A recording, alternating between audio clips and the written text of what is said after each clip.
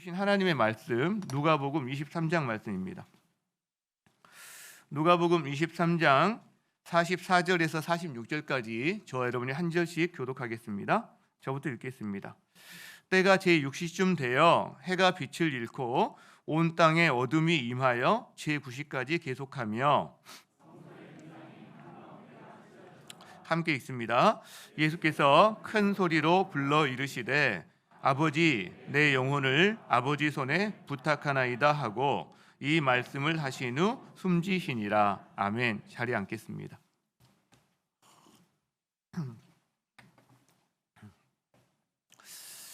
설 명절 지나고 이렇게 건강한 모습으로 다시 뵙게 돼서 참 반갑습니다.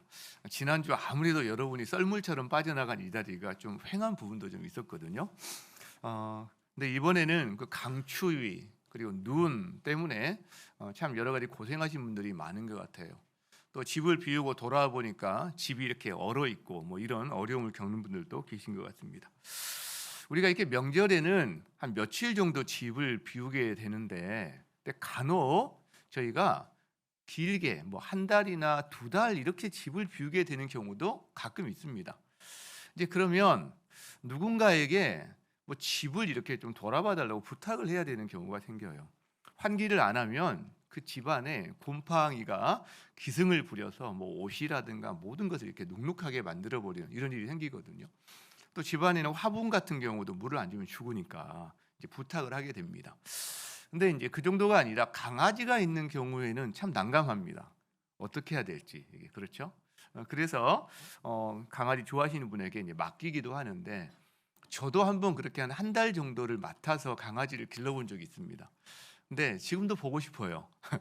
좋은 즐거운 추억이 있어서 지금도 보고 싶은데 여러분 그런데요. 한두 달 정도가 아니라 더 긴 여행을 떠나야 되는 경우에는 만약 영원한 여행을 떠나야 된다. 그러면 여러분 어떻게 해야 할까요? 뭐 아까 말한 집이나 어떤 화분이나 뭐 강아지는 그렇다 치고요. 만약 가족들, 사랑하는 가족들은 누구에게 맡겨야 될까요? 그죠? 누구에게 맡겨야 안심하고 떠날 수가 있을까? 더군다나 여러분 우리가 영원한 여행을 떠난다면 나도 잘 모르는 길이거든요. 그럼 나는 누구에게 맡겨야 되는 거죠? 내가 가는 길을 모르는데 누구를 인도자로 삼아야 될까? 이제 이런 생각을 해봅니다. 왜냐하면 오늘 본문에 예수님이 영원한 여행을 떠나시는 장면이 나옵니다. 46절에 그렇게 나오죠. 예수께서 큰 소리로 불러 이르시되 아버지 내 영혼을 아버지 손에 부탁합니다. 이렇게 말씀하신 다음에 바로 숨지세요. 여러분 예수님이 이제 십자가에 달리셨는데 십자가에서 별세하시는 이 세상을 떠나시는 장면이 오늘 이제 본문에 나오는데 본문에서는 참 담담하게 적고 있는 것 같아요.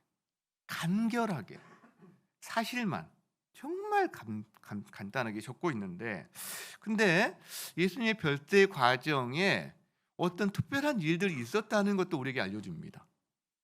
오늘 특별한 일이 있었다는 거. 그 특별한 일들 그리고 예수님이 또 뭔가 말씀을 하신 것도 있어요. 별세하시기 전에. 그 내용 하나. 이거를 우리가 좀 내용이 뭔지 또 그게 어떤 의미가 있는지 우리가 한번 좀 살펴봤으면 좋겠다 싶습니다. 자, 먼저 44절입니다. 같이 한번 읽어볼까요? 시작. 때가 제6시쯤 되어 해가 빛을 잃고 온 땅에 어둠이 임하여 제9시까지 계속하며 갑자기 해가 빛을 잃어요. 온 땅이 어둑어둑해집니다. 그런데 그 6시 그때가 언제냐면 6시 제6시 이걸 현재 우리 시간으로 환산하면 12시 정도 됩니다. 그러니까 정오인 거죠. 햇볕이 가장 강하고 밝은 그때에 해가 빛을 잃어버려요. 그리고 어두워지는데 그냥 단지 뭐 구름이 많이 낀 정도가 아니라 분간이 되지 않을 정도의 흑암 같은 어둠이 임합니다. 대낮인데도. 게다가 이게 뭐 잠시 한 1, 2분 정도 그랬다면 뭐 개기일식 같은 뭐 그런 이상한 현상인가 보다라고 우연인가 보다 할 수 있겠지만 자, 제6시부터 언제까지? 제9시까지 얼마 동안요? 3시간 동안 이 흑암이 임합니다. 그러니까 우연이 아닌 거죠. 우연이 아닌 거죠. 그죠? 자, 이거는 보면 예수님의 이 별세, 이 죽음이 단순한 어떤 죽음이 아니라는 것을 우리에게 말해 주는 거죠. 온 우주적인 사건이라는 것을 우리에게 말해 주는 거예요. 해까지 빛을 잃었다는 것은. 그리고 하나님께서 이 예수님의 죽음에 대해서 흑암을 통해서 그 해가 빛을 잃는 걸 통해서 우리에게 뭔가 주시고자 하는 메시지가 있다라는 거죠. 그게 뭘까요? 저는 그걸 묵상하면서 한 2가지 정도 우리가 이 부분에서 생각할 수 있지 않을까 생각했는데, 하나는요, 심판입니다. 심판. 성경에 흑암 이야기가 나오는 것이 있어요. 이스라엘 백성들이 이집트의 노예로 살다가 탈출할 때 그들이 3일의 흑암을 경험하는 이야기가 출애굽기에 나옵니다. 볼까요? 출애굽기 10장에 보면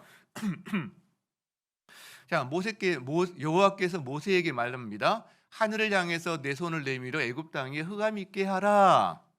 더듬을 만한 흑암이다 그래요. 안 보이니까, 아무것도 안 보이니까. 그 다음에 모세가 그 말대로 합니다. 그랬더니 캄캄한 흑암이 애굽 온 땅에 펼쳐지는데 3일 동안 펼쳐집니다. 그 결과 사람들이 볼 수가 없어요. 자기 처소에서 나올 수도 없어요. 그 정도로 이 흑암이 애굽 땅, 이집트 땅 위에 임합니다. 자, 그런데 이상한 거는 이스라엘 자손들이 거주하는 곳에는 빛이 있는 거예요.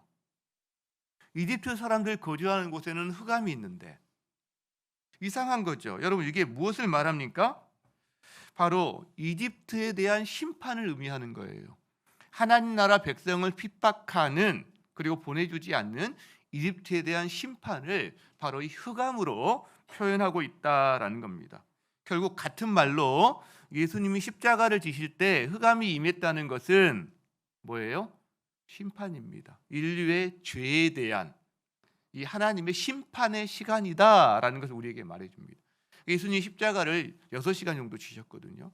그러니까 앞에 이 3시간은 주로 사람들로부터 받는 그 본인의 어떤 육체적인 수치적인 이런 고통이 더 강했다면, 이 뒷부분은요, 하나님의 심판의 시간과도 같은, 더 어떻게 보면 영적인 고통을 당하는 이런 시간이라고 우리가 볼 수 있다는 거죠. 여러분, 이것은, 이 흑암에 대한 부분은요, 오늘날 사는 우리들에게도 동일하게 적용이 가능합니다. 왜냐하면 하나님 없이 사는 사람들을 흑암 중에 거한다라고 성경은 이야기하거든요. 근데요, 빛 가운데 사는 사람은요, 바로 예수 안에 거하는 사람은 빛 가운데 산다고 말을 한다는 거죠. 여러분, 흑암 중에 사는 사람의 특징이 뭡니까? 안 보여요. 불안합니다. 그러니까 이리 갈까 저리 갈까 방황합니다. 그렇죠? 힘든 인생을 살아요, 실제로. 그런데 반면 빛 가운데 살면요, 담대합니다. 방향이 보이니까 걸을 때도 뚜벅뚜벅 걸어갈 수가 있고요. 완전하진 않지만 이 땅에서 우리가 평안을 누리며 살아갑니다. 불안 대신. 그렇죠? 여러분, 그래서 이 심판은, 우리가 심판 그러면 항상 예수님이 다시 오실 때의 그 마지막 심판만 생각하는데, 그 미래형 심판도 물론 있죠. 그러나 심판은 현재형이기도 합니다. 현재 흑암 가운데 사는 사람은 사실 심판 가운데서 살아가고 있는 거다. 현재 빛 가운데 살아가는 사람은요, 현재 심판을 피해서 살아가고 있는, 빛 가운데 살아가는 사람이다라고 할 수 있다는 거죠. 우리는 빛의 자녀들이니까, 그죠?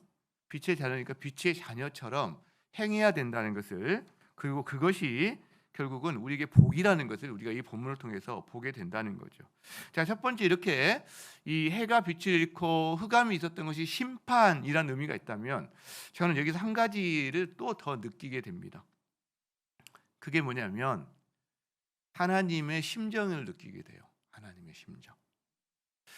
아들의 죽음과 그 고통을 함께 아파하시고 슬퍼하시는 하나님의 마음을 이 부분에서 느끼게 됩니다. 여러분, 이게 지금 흑암의 심판은요, 인류의 죄 때문에, 그 인류의 모든 죄를 자신이 짊어지시고 대속하시기 위해서 십자가에 달리신 예수님, 그러니까 심판의 시간이란 말이에요. 그런데 심판인 건 맞는데 지금 예수님은 누구죠? 하나님이 사랑하시는 내 사랑하는 아들이다라고 말씀하십니다. 내 기뻐하는 자다라고 말씀하신단 말이에요. 자기 아들이 지금 십자가에서 그 고통과 심판을 당하고 있다라는 거죠. 여러분, 그 십자가에서 절규하고 있는 아들의 모습을 바라보는 아버지의 마음은 어떨까요? 제가 부모가 되고 나서 새롭게 느낀 것들이 참 많은데 그중에 자식에 대한 마음인 것 같아요. 어떻게 보면 여러분 가운데도 혹시 그런 일 경험하시는지 모르겠어요. 자식이 갑자기 아파가지고 어찌할 바 모르고 응급실에 실려갈 때, 심지어는 수술실에 들어갈 때, 여러분 부모라면 아마 보통 이렇게 거의 비슷하게 느끼셨을 거예요. 뭐라고 말하죠? 내가 대신 아파줄 수 있다면.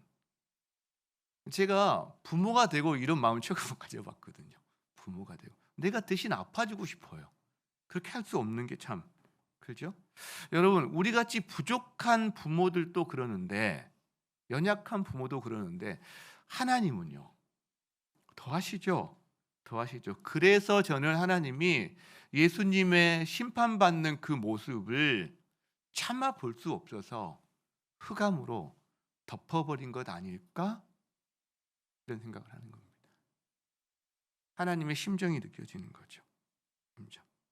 여러분, 흑암이 그렇게 한편으로는 심판이면서 또 한편으로는 사랑이라면 무엇에 대한 심판인가요? 죄에 대한 심판이죠.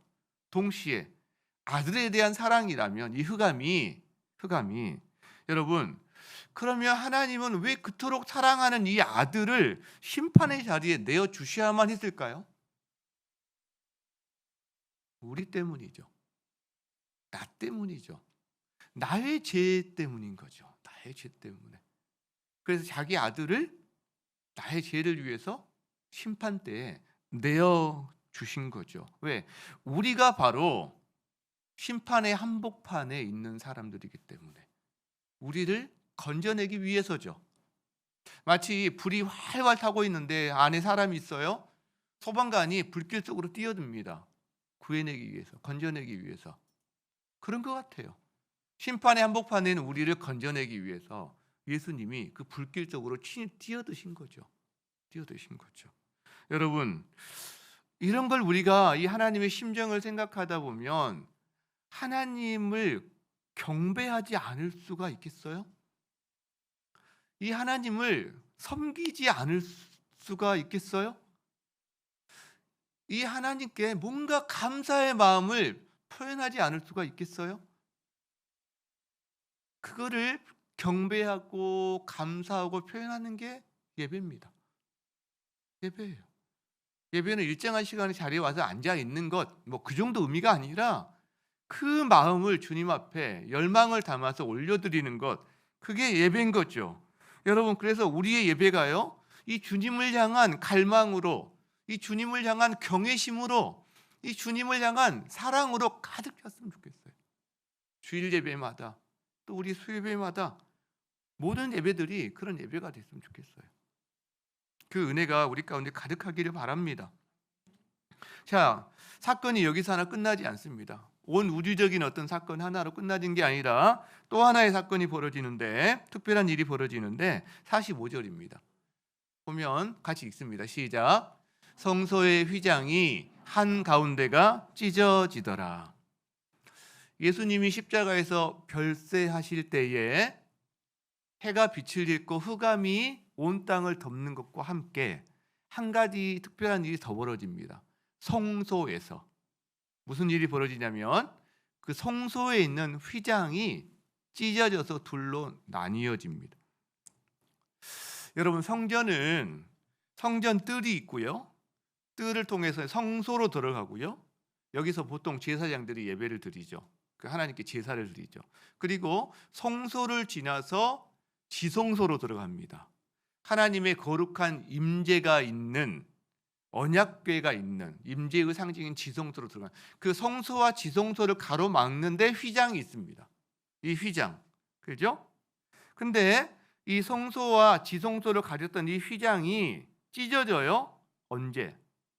예수 그리스도가 돌아가실 때, 별세하실 때 즉 예수 그리스도의 몸이 완전히 찢겨졌을 때 이 성소의 휘장이 찢겨집니다. 그런데 이 성소의 휘장은 여기 달린 커튼 정도가 아니라는 말이죠. 찢겨질 수 있는 정도가 아니에요. 청색, 자색, 홍색 가는 배실로 굉장히 단단하게 만들어진 이건데 전승에 의하면 양쪽에 줄을 매서 황소가 잡아 끌어도 이게 찢겨지지 않을 정도로 단단하다라는 그런 전승이 있을 정도입니다. 여러분, 그런데 이것이 찢겨요? 근데 어떻게 찢기냐면 위에서 아래로 찢겨요. 위에서 아래로 매달려 있는 상황에서. 이게 뭘 의미할까요? 자, 마가복음이나 마태복음에 보면 여기 봅시다. 마가복음 15장 38절에 이에 성소 휘장이 위로부터 아래까지 찢어져 둘이 되었다. 이 마태복음도 똑같이 기록하고 있거든요. 그러니까 굳이 성소의 휘장이 찢어져 둘이 되었다 하면 되는데 위로부터 아래까지 이런 표현을 하는 건 의미가 있다는 거죠. 무슨 의미가 있을까요? 자, 성소의 높이는 보통 30규빗 정도 됩니다. 이 규빗은 우리 팔 길이 정도 되는데 이게 한 45cm인데 그냥 여러분 45cm 너무 힘드니까 50cm 이렇게 정도 생각해 보세요. 50cm. 그러면 30규빗이니까 거의 얼추 한 15m 정도 되는 거죠. 근데 이거를 헤롯 대왕이 성소를 재건축할 때 높이를 높였다고 그래요. 한 40규빗 정도로 더. 그러니까 좀 더 높을 수도 있는 거죠. 지금 성소의 휘장이 약 한 15m 내외에 되거나 좀 더 높. 그러니까 굉장히 사실 여러분 15m면 높은 겁니다. 그게 그 단단한 휘장이 걸려 있는 거예요. 근데 그 휘장이 위에서부터 아래로 찢기는 겁니다. 사람이 찢은 게 아니라는 거예요. 누가 찢었어요 그러면? 하나님이 찢으신 거라는 걸 우리한테 말해줍니다. 이 말씀은 하나님이 찢으셨구나. 여러분, 이게 무슨 의미일까요? 하나님이 그 성소의 휘장을 왜 찢으셨을까요? 성소와 지성소를 가로막고 있는 게 이 휘장입니다. 그런데 휘장이 찢어졌다는 것은 성소와 지성소를 가로막고 있는 장벽이 없어진 거예요. 즉 이제 원래 지성소는 아무나 못 들어갑니다. 성소까지는 제사장들이 들어가요. 그러나 지성소는 누구만 들어갈 수 있느냐? 1년에 단 한 번 대속죄일에 대제사장이 동물의 피로 자기를 정결케 하고 또 동물의 피를 가지고 들어갑니다. 근데 만일 그 일에 어떤 흠이 생기면 죽임을 당합니다. 게다가 지성소에서 하나님의 임재가 있는 거룩한 곳에 인간이 원래 갈 수 없었는데 인간을 대표한 한 사람을 들여보내는 건데 이것도 하나님 정하신 방식이 아니면 죽임을 당하는 거죠. 여러분, 무슨 말이에요? 그러면 이제 성소와 지성소 사이가 철폐되고 모든 제사장들이 다 지성소까지 들어갈 수 있게 되었다는 거예요. 히브리서에서는 이걸 이렇게 표현합니다. 형제들아, 우리가 예수의 피를 힘입어서 성소, 즉 지성소에 들어갈 담력을 얻게 되었나니, 자, 그 길은 우리를 위하여 휘장 가운데로 열어놓으신 새로운 살 길이다. 휘장은 곧 그의 육체. 그 육체가 누굴까요? 예수 그리스도의 육체다라고 표현한다는 거예요. 여러분, 이제 우리는 예수 안에서 여러분과 우리 남자만 제사장이 아니라 여자도 예수 안에서 우리가 다 왕같은 제사장의 신분을 가졌단 말이에요. 드디어 우리에게는 성소와 지성소를 가로막는 이 휘장이 철폐되었기 때문에 우리는 누구나 하나님의 거룩한 임재가 있는 지성소까지 가서 주님을 뵐 수 있는 특권을 얻게 되었다라는 거죠. 여러분, 이것은 구약 시절에는 상상할 수 없었던 일입니다. 구약 시절에는 상상할 수 없어요. 그리고 지성소에 들어가는 것은 자기 자신의 평생의 영광이요, 온 가문의 영광이 되는 정도의 단 한 번만 들어가도 일생 동안 거기 들어갈 수 있는 사람이 몇 명이나 되겠어요. 그렇죠? 여러분, 이것은 우리에게 한 가지를 이야기해 줍니다. 하나님 앞에 나아갈 수 있는 것은, 거룩하신 하나님 앞에 나아가서도 죽지 않고 살 수 있는 것은 오직 예수 그리스도의 피 때문이다. 그리고 예수 그리스도의 피를 통해서만 하나님께 나아갈 수 있다라는 것을 우리에게 보여준다는 겁니다. 그래서 에베소서 2장 14절에 이렇게 표현을 합니다. 그는 우리의 화평이시다. 예수가 우리의 화평이에요. 누구와 누구를 화평케 하는? 둘로 하나를 만드사, 즉 하나님과 우리는 원수된 것이었거든요. 하나님의 진노와 조주 가운데 있는 원수 관계였는데, 즉 그래서 건널 수 없는 막힌 담이 있었는데 예수님이 자기 육체를 찢으심으로 이 담을 찢어버린 겁니다. 허물어 버린 거죠. 그리고 길을 내신 겁니다. 어떤 길요? 그다음 하나님과 화목할 수 있는 길을 내신 겁니다. 하나님과 화목할 수 있는 길. 이것이 바로 휘장이 찢어진 것이 우리에게 주는, 하나님이 우리에게 알려주시고자 하는 영적인 의미입니다. 너희는 이제 예수 그리스도를 통해서 나에게 올 수 있어. 죽지 않아. 나의 임재를 경험할 수 있어. 라고 말씀하고 계신다는 거죠. 여러분, 그렇다면 우리는 어떻게 해야 할까요? 저는 그런 생각을 해봅니다. 어떻게 하기에 앞서서 이것이 우리에게 얼마나 큰 선물이고 얼마나 놀라운 특권인지를 우리가 좀 알았으면 좋겠다, 이런 마음이 들어요. 뭘 어떻게 하기에 앞서서 아까 이야기했죠?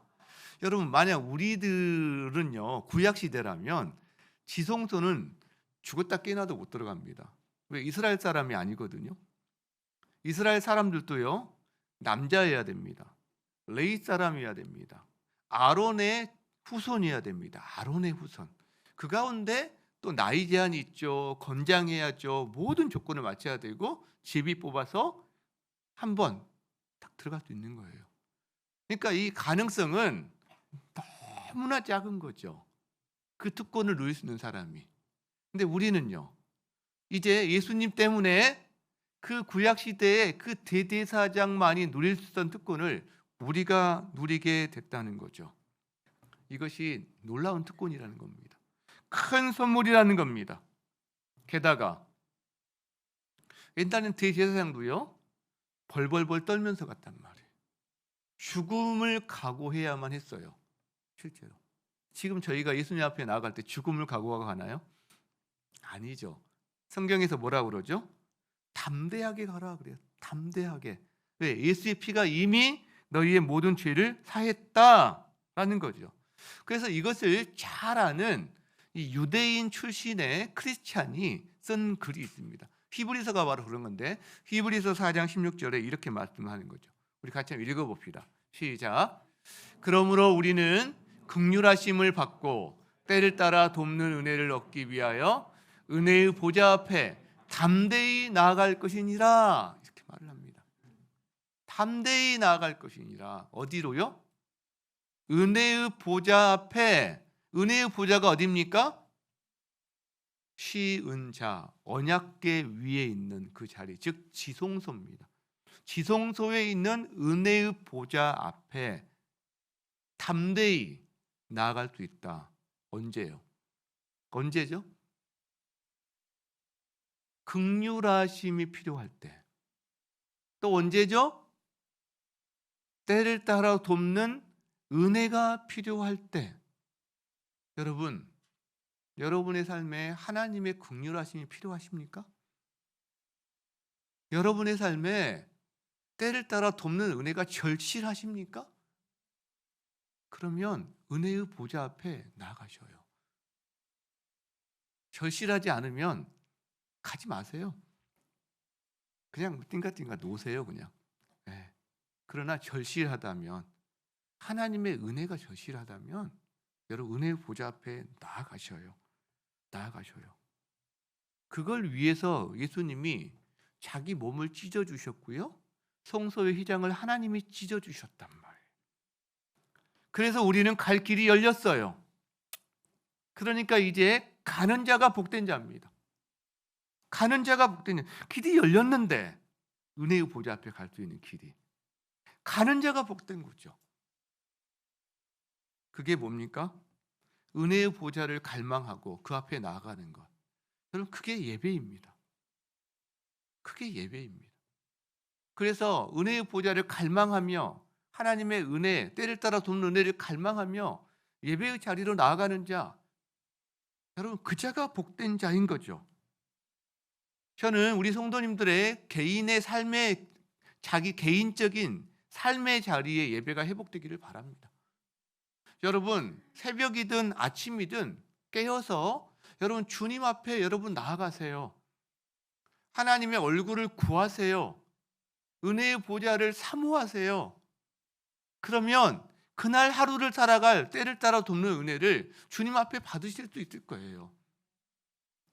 그것이 혼자서 힘들면 목장에서, 제자반에서, 교회 안에 여러 공동체에서 여러분이 순번을 정해서 카톡을 통해서든 큐티를 올리거나 자기의 기도를 올리거나 서로 기도해주고. 왜? 우리는 약하거든요. 작심삼일이 많거든요. 근데 작심삼일을 공동체와 함께하면 매번 작심삼일을 할 수 있거든요. 같이. 나는 끝났는데 저 사람이 다음으로 말미암아. 같이 하세요. 그리고요, 우리의 예배를 드릴 때마다 여러분 정말 이 예배를 갈망하면서 오시기 바래요. 갈망하면서. 주의 얼굴빛을 오늘 뵈러 간다. 그리고 하나님 앞에 머무는 시간이다. 여러분, 뭔가 얻기 위해서 오는 것 중요합니다. 그리고 주님이 우리에게 주십니다. 그런데요, 하나님 앞에 머무는 것 자체가 우리에게는 안식이고요, 우리에겐 체험이에요. 그 자체가 주일 예배가 하나님 앞에 머무는 시간이 되기를 바라요. 수요 기도회가 하나님 앞에 머무는 시간이 되기를 바라요. 그러면 그 머무는 시간에 주의 음성이 들릴 거예요. 멈춰야만 보이는 게 있습니다. 시속 100km 가면 놓치는 게 많아요.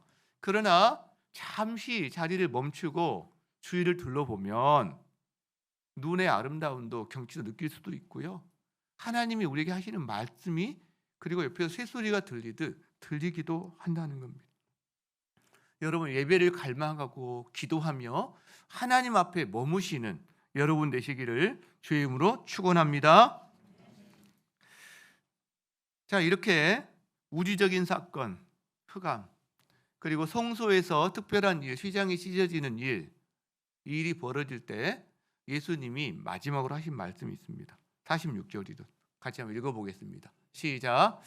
예수께서 큰 소리로 불러 이르시되 아버지, 내 영혼을 아버지 손에 부탁하나이다 하고 이 말씀을 하신 후 숨지시니라. 예수님이 십자가에 달려 계실 동안에 몇 마디 이렇게 말씀을 하신 것들이 있습니다. 근데 마지막 말씀이 이 말씀이십니다. 아버지, 내 영혼을 아버지 손에 부탁하나이다 하고 이 말씀을 하신 후 숨지셨다고 그랬죠. 이게 예수님이 숨지시기 전에 십자가상에서 7마디 말씀하셔서 가상, 십자가 위, 칠언, 7마디 말, 그래서 가상 칠언이라는 게 있는데 이게 바로 7번째 하신 말씀이에요. 7번째. 근데 보통 7은 완성, 완전, 어떤 안식 이런 의미가 있습니다. 7이 보통 우리에게 주는 의미가. 그 재미있는 것은 하나님이 천지를 창조하실 때 천지 창조를 완성하신 날이 몇째 날이죠? 6째 날이에요. 자, 예수님이 십자가 위에서 다 이루었다라고 말씀하신 게 6번째 말씀입니다. 자, 하나님께서 천지 창조하시고 천지 창조를 마치시고 7째 날에 하신 게 뭐죠? 안식을 하셨어요. 자, 예수님이 7번째 이 말씀, 아버지, 내 영혼을 아버지 손에 부탁하나이다 하고 안식에 들어가십니다. 이게 우연일 수도 있겠지만 참 기이하다 이런 생각을 하게 됩니다. 자, 예수님은 십자가 위에서 그냥 아무렇게나 생각나는 말씀하신 게 아니라 십자가 위에서까지 철저하게 성경을 생각하시면서 성경이 자기를 통해서 이루어져야 되는 것들을 말씀하시기도 하고 성경에 예언된 걸 말씀하시기도 하셨어요. 이 7번째 말씀도 약 1000년 전에 성경에 기록된 말씀을 예수님이 가져와서 하신 말씀이기도 합니다. 시편 31편 5절에 그런 말씀이 기록되어 있습니다. 내가 나의 영을 주의 손에 부탁하나이다. 진리의 하나님 여호와여 나를 속량하셨나이다.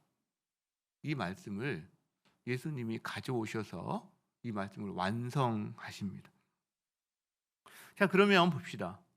예수님이 누구에게 부탁하시죠? 누구에게?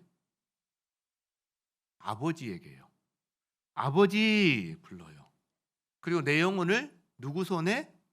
아버지 손에, 이 손 안으로 인투 이렇게 아버지 손 안으로 내 영혼을 맡겨드립니다. 이런 의미거든요. 여러분, 예수님이 자기를 부탁하고 자기를 맡겨드린 대상이 누구냐면 아버지입니다. 아버지. 예수님이 십자가에서 처음 하신 말씀이 뭔지 아세요? 아버지예요. 저들을 사하여 주옵소서. 마지막에 하신 말씀이 뭔지 아세요? 아버지, Father, 그리고 내 영혼을 부탁하나이다. 처음과 끝이 아버지로 시작해서 아버지로 끝납니다.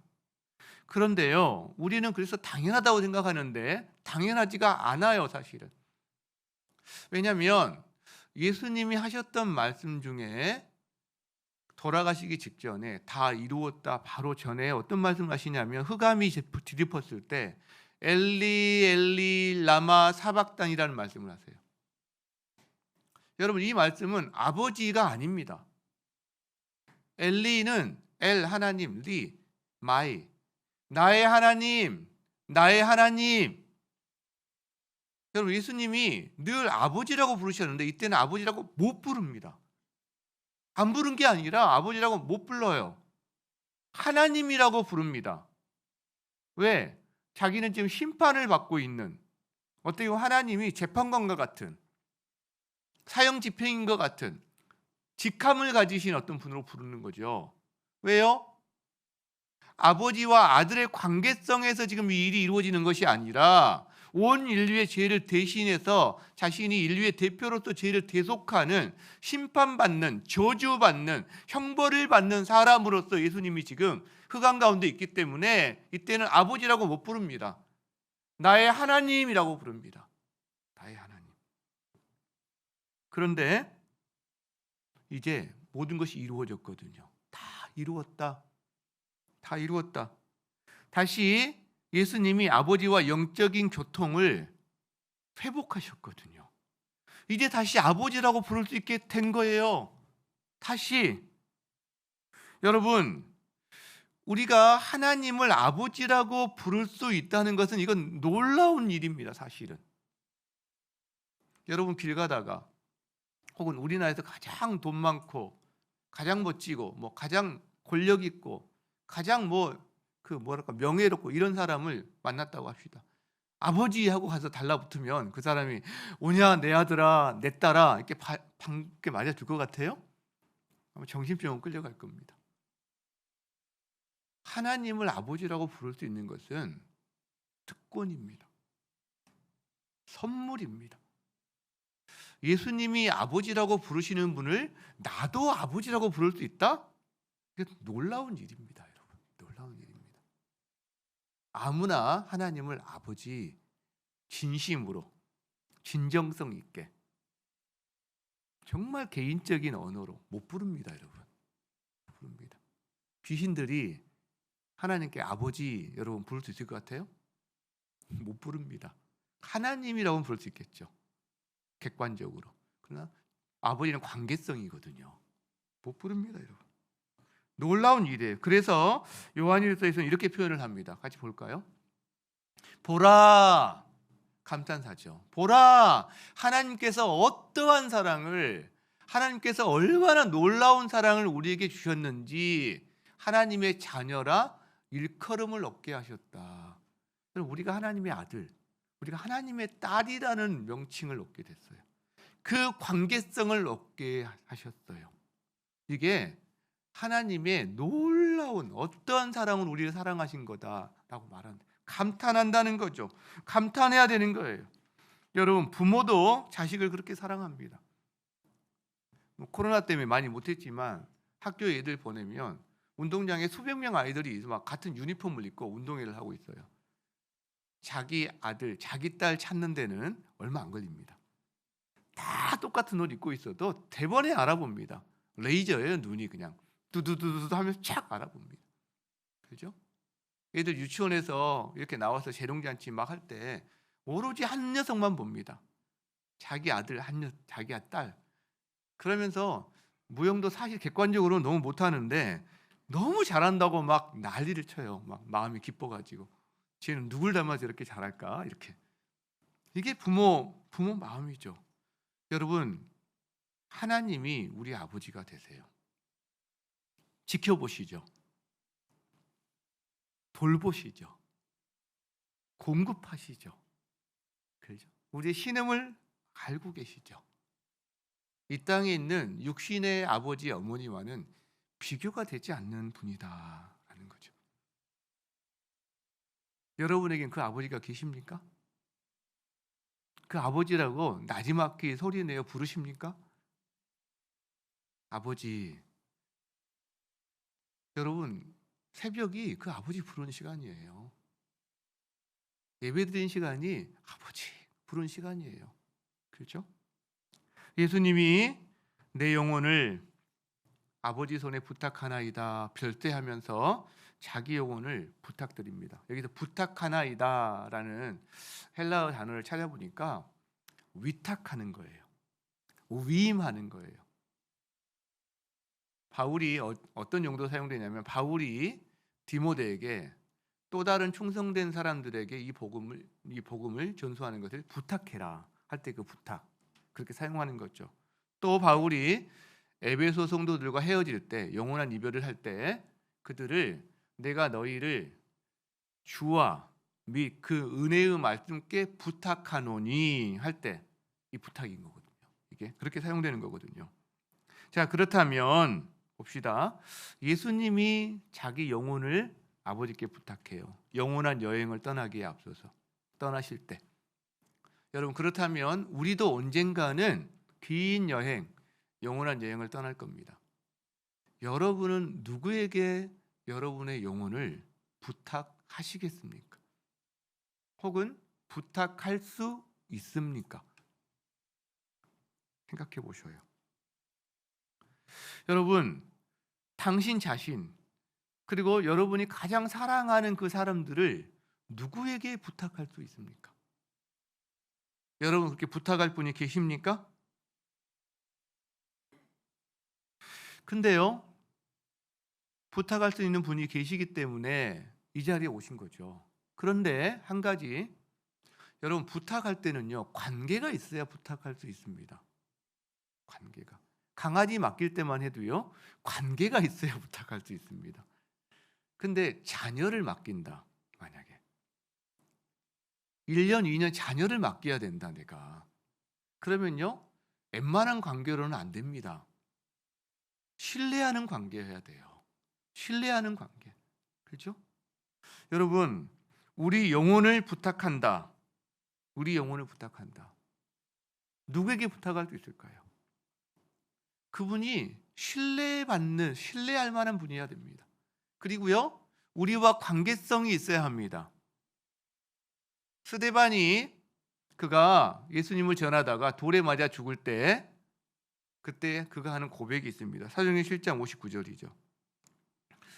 자, 그들이 돌로 스데반을 쳐요. 스데반이 죽어가면서 부르짖습니다. 주 예수여, 내 영혼을 받으시옵소서. 예수님의 고백과 거의 일치합니다. 아버지, 내 영혼을 아버지 손에 부탁하나이다. 스데반이 그대로 합니다. 주 예수여, 내 영혼을 받으시옵소서. 자, 그러면 예수님을 위해서 자기 목숨을 던지는 순교자적인 삶을 살아가는 관계성이어야만 이 고백을 할 수 있을까요? 자기 영혼을 예수께 부탁할 수 있을까요? 물론 그럴 수 있겠죠. 그러나 우리가 하나 더 알 수 있는 게 있어요. 지난주 우리가 함께 다루었던 두 강도 중에 한 명요. 강도가 예수를 위해서 자기가 무슨 일을 하다가 지금 죽게 된 건가요? 예수를 위해 산 건 아무것도 없어요. 그럼에도 불구하고 강도 중에 한 명이 예수님, 당신의 나라 임하실 때에 저를 기억해 주십시오. 똑같은 말입니다. 여러분, 우리는 스데반과 같은 관계성으로 하나님 앞에 우리 영혼을 맡길 수도 있겠죠. 그러나 이 한 강도와 같은 관계성으로도 주님께 우리 영혼을 맡길 수 있어요. 주님은 이 사람들 다 받아주신다는 겁니다. 받아주신다는 거예요.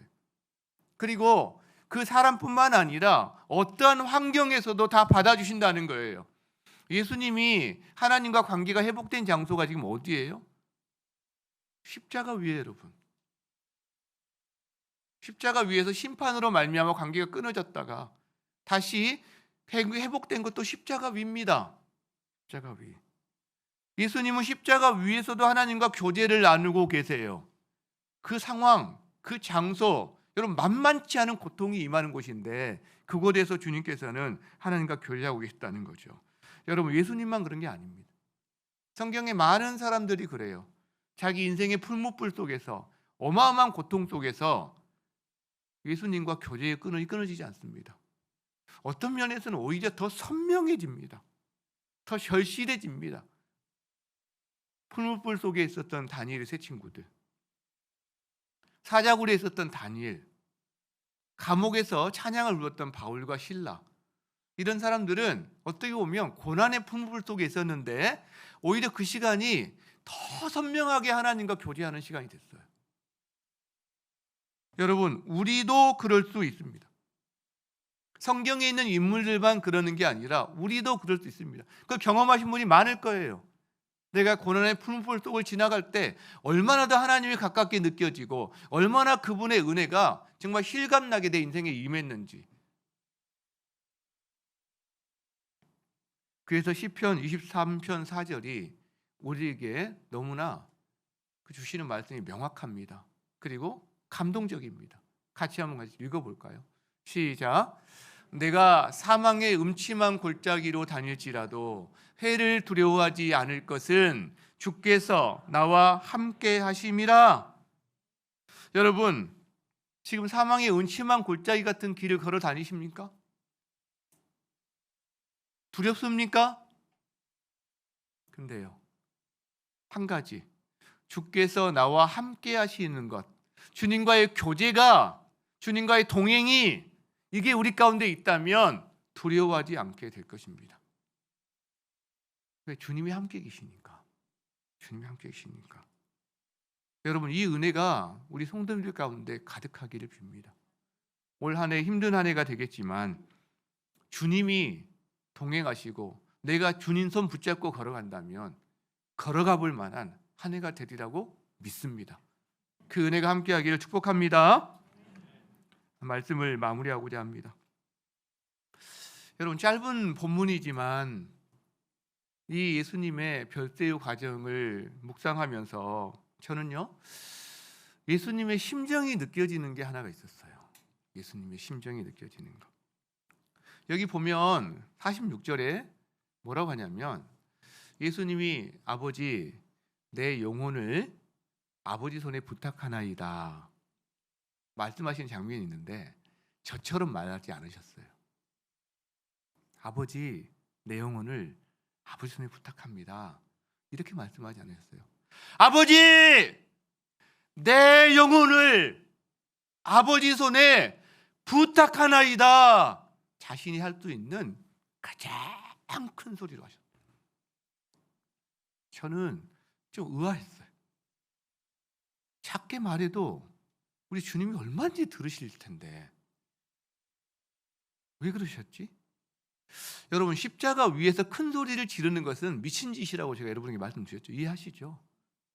십자가에서는 여러분 말을 할 수가 없습니다. 이미 자기 몸을 지탱하는 이런 부분 때문에 말을 하려면 팔을 끌어당겨서 이 뼈를 타고 전해오는 신경의 고통을 감수해야 되고 발도 이렇게 세워서 이렇게 해야 되고요. 큰 소리로 말하는 건 이거 더 힘을 줘야 된다는 거거든요.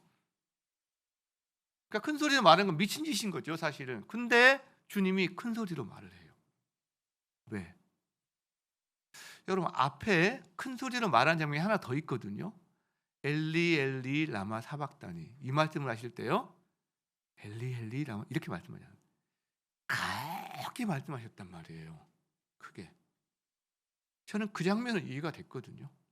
왜냐하면 이 뼈를 타고 전해주는 이 육체의 고통보다 영원한, 온전한, 친밀한 그 연합을 누렸던 하나님으로부터 분리되고 단절되고 버림받는 그 고통, 그 영적인 고통, 여러분 정말 사랑하는 사람과 헤어진 시련의 고통, 우리가 그 조금 느끼는 거잖아요. 그 고통이 너무나 커서 이 육체의 고통에 아랑곳하지 않고 엘리 엘리 라마 사박다니 외치는 주님의 그 고통이 그 조금은 그러셔서 내가 이해된 게 아니라 그러셔서 소리를 지르셨구나, 제가 이제 이렇게 이해했단 말이에요. 근데 이건 왜 지금 아버지 내 영혼을 아버지 손에 부탁하나이다, 이건 왜 큰 소리를 지르셔야 되지? 궁금했어요. 저는 기쁨이지 않을까? 이 생각을 해봤어요. 확실한 건 저도 모릅니다. 거룩한 상상력으로 이건 드리는 말씀이기 때문에, 성경에 나와 있지는 않으니까. 기쁨이지 않을까? 왜요? 아까 이야기했죠? 진노의 심판을 받는 동안 아버지라고 부를 수 없고 하나님이라고 불렀어요. 근데 이제 예수님께서 진노의 심판을 다 받으시고 다 이루신 다음에 이제 아버지라고, 다른 말로 하면 그 전에 누렸던 온전한 연합과 친밀한 관계의 회복의 길로 들어서시는 입구에 있다는 거예요. 물론 아직 수월에까지 가셔야 되고 이게 남아있긴 하지만, 그렇기 때문에 하나님과의 교제가 회복된다는 그 회복의 기쁨이 우리 주님께 이거를 큰 소리로 말할 수 있는 힘이었지 않았을까? 그 교제가 얼마나 기쁜 건지, 그 회복이 얼마나 기쁜 건지 그 생각을 하게 된다는 거예요. 여러분, 우리에게 이 교제의 기쁨, 이 회복의 기쁨이 그렇게 큰가요? 실현해 본 사람은 압니다. 정말 사랑하는데 멀어져 본 사람은 압니다. 얼마나 이게 큰 건지. 그런데 주님의 기쁨이 하나가 더 있는 것 같아요. 뭐냐면 주님 자신이 아버지와 관계가 회복되는 기쁨일 뿐만 아니라 이제 주님 자신의 이 일로 말미암아 하나님과 원수가 되었던, 저주 관계에 놓여 있었던 우리들도 하나님과 관계를 회복할 수 있는 기쁨으로 우리를 초대할 수 있다는 거죠. 그러니까 주님의 기쁨은 두 가지인 거죠. 자신이 하나님과 누리는 관계의 회복을 기뻐하는 것뿐만 아니라 우리가 하나님과 관계의 회복을 누릴 수 있는 그 기쁨의 자리에 우리를 초대할 수 있게 되었다는 사실 앞에서 주님은 환호성을 지르는 건 아닌가? 저는 이런 생각을 해봐요. 여러분, 그렇다면 주님의 너무 강력한 초대 아닙니까? 주님의 이 초대에 여러분 응하시겠습니까? 하나님과의 교제의 기쁨, 이걸 누리는 것이 주님의 초대에 응하는 길인 줄 믿습니다. 예수님의 이 심정요, 처절한 고통을 감수하면서도 이 관계의 회복, 교제의 회복이 얼마나 기쁜 건지 우리에게 친히 보여주셨고, 우리를 그 교제의 자리로, 기쁨의 회복으로 초대하고 계시는 이 주님의 음성, 그 음성 앞에서 아멘으로 화답하며 정말 그 열망하는 은혜가 우리 가운데 넘치기를 주님의 이름으로 축복합니다. 여러분, 그런 삶이 예수로 충만한 삶인 줄 믿습니다. 우리 함께 예수로 충만하네 함께 찬양하겠습니다. 무명이어도 공허하지 않는 것, 가난해도 부족하지 않는 것, 고난 중에도 견뎌낼 수 있는 것, 실패하여도 일어설 수 있는 것, 여러분 예수님 때문인 줄 믿습니다. 아멘. 함께 찬양합시다. 무명이어도 공허하지 않은 것은 예수 안에 만족하리. 우리의 고백이 되기를 원합니다. 가난하여도 부족하지 않은 것은 예수 안에 오직 나는 부요함이라. 고난 중에도 견뎌낼 수 있는 것은 고난 중에도 견뎌낼 수 있는 것은 주의 계획 주의 계획 믿기 때문이라. 믿기 때문이라. 실패하여도 실패하여도 일어설 수 있는 것은 일어설 수 있는 것은 예수 안에 오직 나는 승리함이라. 난 예수로 난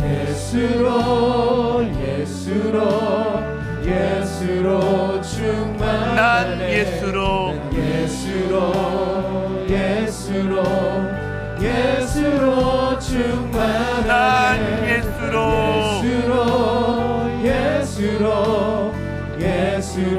충만하네. 영원한 왕 내 안에 살아계시네. 내 몸이 약해도 낙심하지 않는 것은 내 몸이 약해도 낙심하지 않은 것은 주 안에 난 완전한. 화려한 세상 부럽지 않은 것을 화려한 세상 부럽지 않은 것은 난 예수로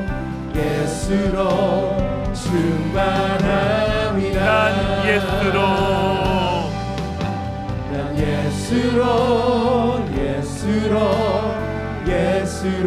충만하네. 세상 모든 것들도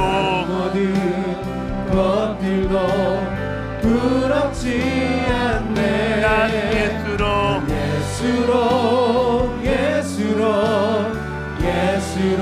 충만하네.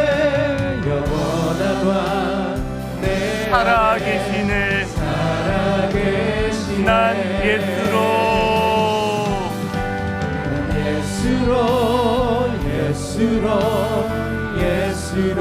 충만하네. 세상 모든 풍파도 부럽지 아멘. 않네. 난 예수로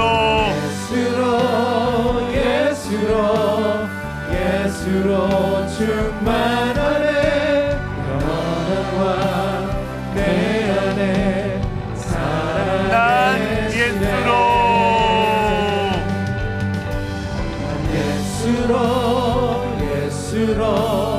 예수로 충만하네. 모든 것들도 부럽지 난 않네. 예수로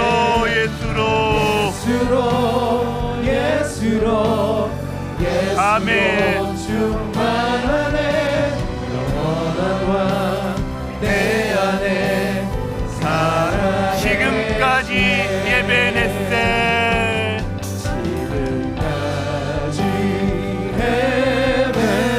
여기 임마누엘.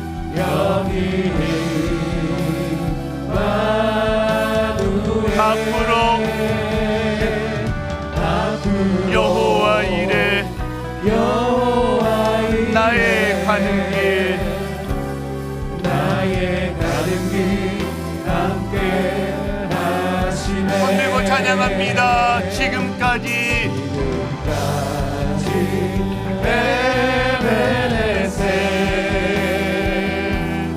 여기 임마누엘. 앞으로 여호와 이레 나의 가는 길 함께 하시네. 예수님이 별세하시면서 주셨던 말씀을 기억하면서 이 시간 주님 앞에 기도하며 나아가겠습니다. 함께 기도하시겠습니다.